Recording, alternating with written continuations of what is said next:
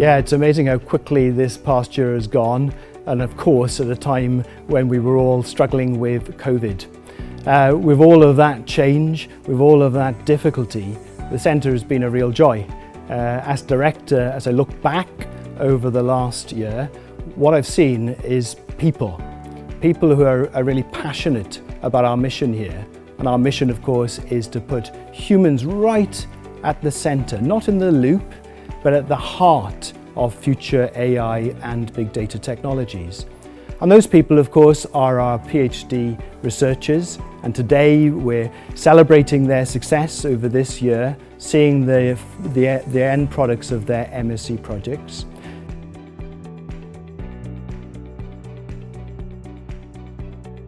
Yeah, so my master's project was a survey looking at how genetic algorithms and engineering design optimization have come together and what these practitioners, so the people that actually use these algorithms, what they think of it. And based on what they think of it, we put forward some recommendations so that they could improve them in the future. So it's looking at online health information and in particular a rare disease perspective on this, and looking at how this affects health anxiety and whether methods to address this impact the user's trust in the information, whether it actually prevents the action of people who their health anxiety is actually what pushes them to seek the help they need. So essentially it looked at how extremism exists on an online space and how increasingly social media companies are being held responsible for sort of filtering this content and removing it from an online platform. And I look at how that process is being conducted, the implications of that, and how the human users kind of respond to that. So my master's project is basically just looking at, on a global scale, the coastal features around the world and see if we can try and map them. The purpose of it is just for mapping for autonomous vessels or even just navigational purposes. So currently we're just getting images from satellites, trying to find coastal features in them, see if we can separate those coastal features out into different clusters and see if we can produce a 2D tool for experts to annotate and label those clusters. So the title is to understand the relevance of clinical biomarkers in rare diseases, and initially we obtained a sepsis unbalanced dataset, which generally tried to model new novel rare event detection methods. It generally aims to apply these novel rare event detection methods to Fabry, which is currently there is no research done in applying AI in this disease. So the project is kind of about exploring different ways of analysing shorelines for the purpose of navigation. So I talked about point clouds rather than images. It gives us interesting insight to how AI sees the topology of shorelines instead of just observing landmarks. And then ensuring that the model reflects that in a way so that we can sort of interpret what it's seeing with the use of these saliency color mappings. So my project was to use object detection to detect steel defects. I am working with Tata Steel, and we hope to bring humans in the loop in that approach. So there's many of these, and in my case we're using a certain type of active learning. When the model is unsure about a certain class or a particular type of defect, maybe it's a very weird looking one, a rare one, we can ask people to label that for us. My master's project looked at trust and AI systems in clinical decision support. It involved a participatory design approach to create an online study so we could try and get an idea of participants' inclination to trust different hypothetical AI systems in a range of contexts. So we formed some complex clinical scenarios and different system responses, and then we questioned the participants on what it was like. It was a useful proof of concept. We got good engagement and an idea of where we'd want to explore further. We might publish a paper if we can extend the work, so it's really encouraging. I worked with Swansea Council to create an installation via co-creational methods with in the city centre that would help people to understand the new development site that's being created, and we did this via a binocular based design.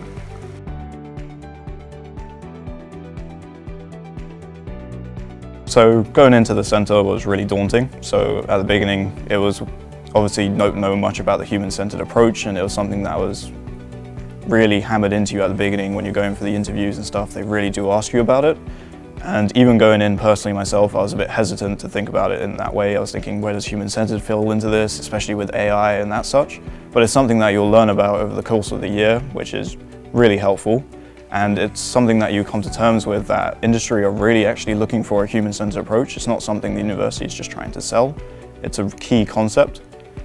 And going through with some of the modules, compulsory modules, they do try and teach you human-centred in those as well, and you start to see that it's applied into a lot of different applications. The experience of the CDT is heavily influenced by the events of the COVID pandemic, of course, but I can say that the support and provision has been excellent. The teaching and learning of the Taught Masters course was maintained at the same level during lockdown, and although you can't replicate those corridor chats or water cooler moments online, you can still access people, and the centre staff have worked very hard to keep us looped in and connected socially as well as academically. I have to say that the mentoring and supervision I've had over this recent period has been incredibly helpful. People are accessible, supportive, and both academically and practically on the spot with their guidance. It could have been an awful experience with the challenges we've had. Frankly, they've made it totally fulfilling. I think what was interesting about year one was just maybe expanding my knowledge, which used to be more focused on just the technology behind these projects and more how to make them more approachable for the user, as well as getting the chance to work with other departments. Like we worked with the medical department, which gave us some great insight there. They seem to understand probably even more about people than the computer science department does, likely because they work with them every day. I think the centre was probably the most unique PhD that I've seen around Swansea, and probably the most unique I've heard of anywhere in the UK. Is really put together by I think a really good team of supervisors, and then the people that are in the CDT, a really good group of people that I've gotten along with really well. And I think that shared experience that we have is something I'm going to cherish forever. My time has been quite mixed with the whole COVID thing arising. We've spent half a time sitting amongst hundreds of people and half a time sitting in a bedroom facing a computer. But generally, I think coming from that mechanical engineering background, having a lack of awareness of really what programming is, I've learned a lot. I've learned things that I could apply back to my own degree and improve on areas there. But generally, I face and I feel that I've come to a more human-centered approach within my time over here.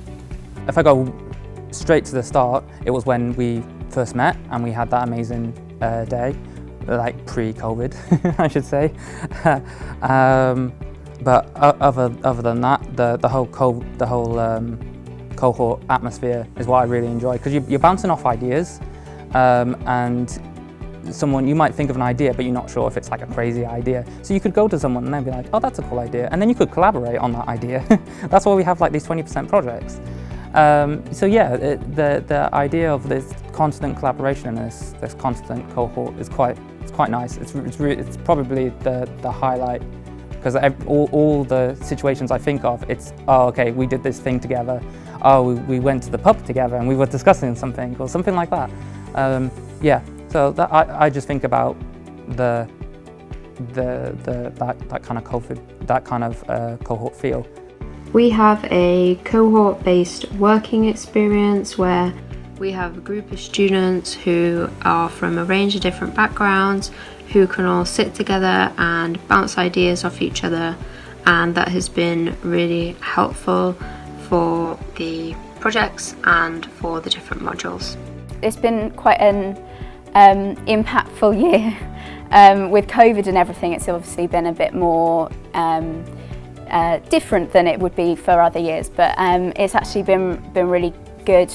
I think our course has had maybe more support during COVID than other courses, because it's such a close-knit community with less people on the course. It's really important to make sure we're maintaining these relationships. So there are a number of Zoom activities like weekly quizzes, which was quite fun. And so, yeah, we kind of supported each other throughout the year, which, yeah. It's gone by quickly. I think it was certainly a shell shock or a culture shock at the start, coming from a social science background.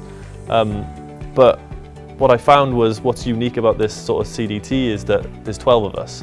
So I kind of had to lean on a lot of shoulders and ask a lot of people for help. And I think as a team, we've all sort of benefited from the cohort. So as much as it was challenging, it's kind of created a really close-knit group of people, and it's something I'm privileged to be a part of.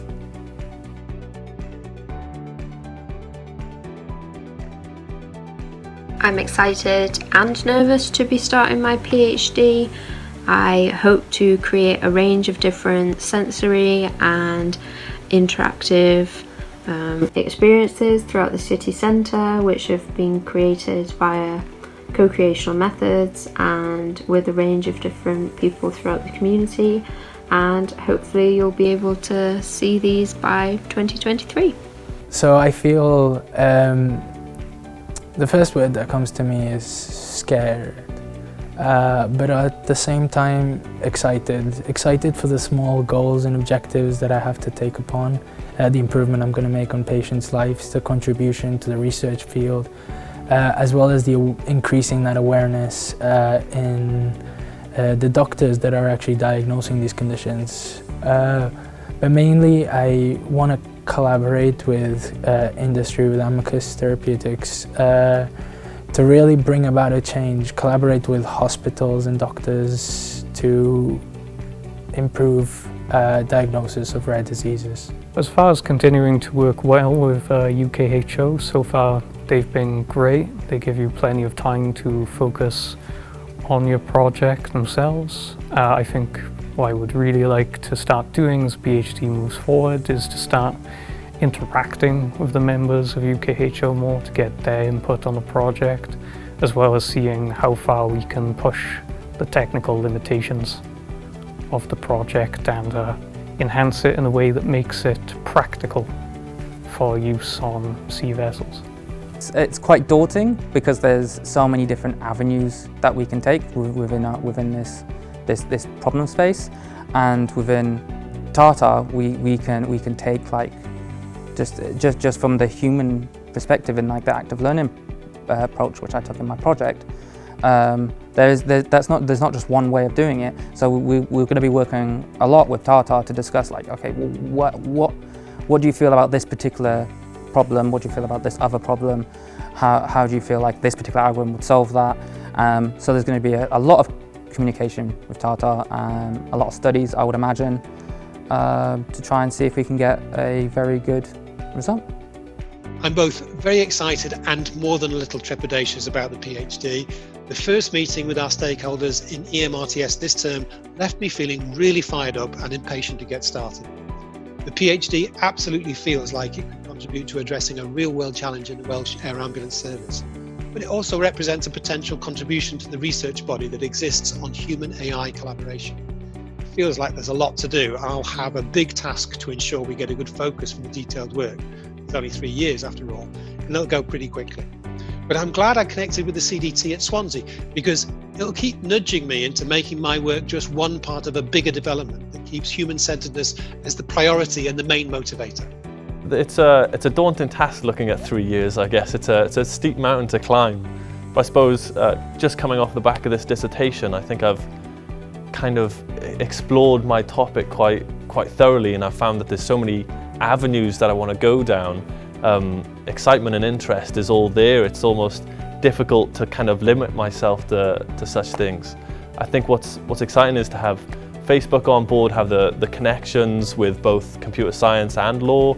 I'm finding myself kind of mixing with an exciting group of people, and I think being able to have my research potentially have a real impact on people I'm excited to be a part of that process. It's really exciting, but it's also quite daunting, but it's amazing to be working on something that has such a huge impact. 1 in 15 people suffer from a rare disease, so although it is rare, it actually affects a number of people, a large number of people, so it's really amazing to be doing this. Starting any journey is quite daunting, so it's daunting and exciting at the same time, so I'm really happy that I've got the UK Hydrographic Office as my partner. It's super exciting work that we're doing, and it's going to actually make an impact when it's completed, if it's completed hopefully. And it's just the fact that you got to get over those initial nerves. So apart from that, I feel pretty positive about it. I'm looking forward to actually getting in contact with my industry, looking at my supervisors and trying to flesh out the plan of what PhD will look like. For my PhD journey, I think it's a little daunting because it is 3 years that of my life that I will be putting forward, and at the end we got to put together one document that really defines whether we get our PhDs or not. But I think with the dauntingness comes a level of excitement, and I look forward to working with my stakeholder and addressing their challenges. It's the people who are our stakeholders.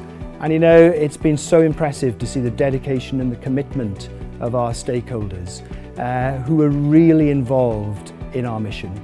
And then of course it's our academics and our team here. There are many things that go on in a university, many centres, many projects, but I really feel here that we are building a movement which has very deep relationships already and has that heart to reach out. So I guess one thing I would say is that if you're not yet involved with the centre, either as a stakeholder or an academic or a future applicant to our programme, come and talk to us, come and see. I think because of the types of people we've got here, we're doing something special and we'd love to have you involved.